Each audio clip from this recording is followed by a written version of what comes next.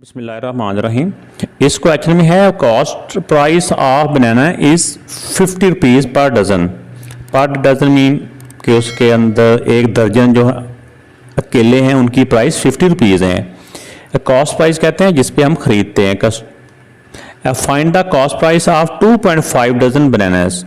2.5 कहते हैं, 2.5 भी कहते हैं, या इसको नॉर्मल हम 2.5 दर्जन भी कहते हैं कि 2.5 दर्जन जो है वो केले की कीमत क्या होगी।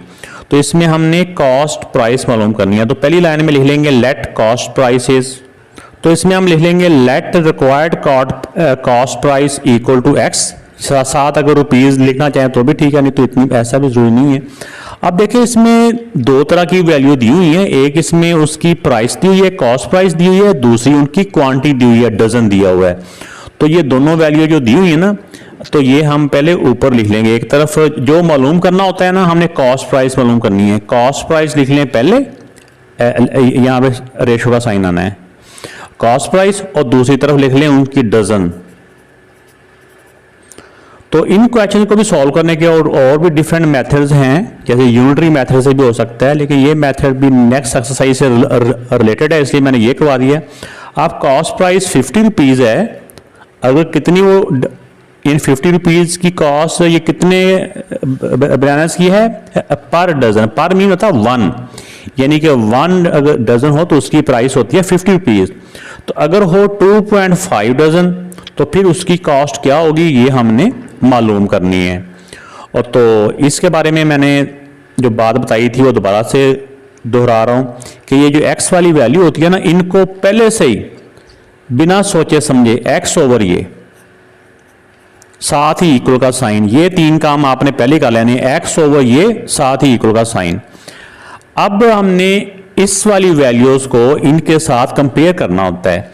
अगर 1 डजन हो कोई भी चीज, उसकी प्राइस 50 रुपीज़ है, तो अगर उसकी वैल्यू पहले से ज्यादा हो गई है तो उसकी जो कॉस्ट प्राइस है वो पहले से ज्यादा हो जाएगी, क्योंकि इनकी क्वांटिटी बढ़ गई है ना, ये पहले से ज्यादा हो गए हैं। तो हमें अंदाजा हो रहा है कि उसकी जो प्राइस है वो भी पहले से ज्यादा हो जाएगी।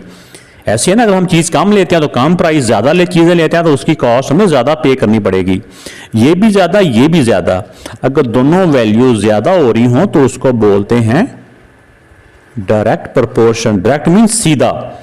तो किसी के भी घर में जाने का सीधा तरीका होता है कि हम नीचे से ही जाते हैं, यानी दरवाजे से ही गुजर के आगे एंटर होते हैं।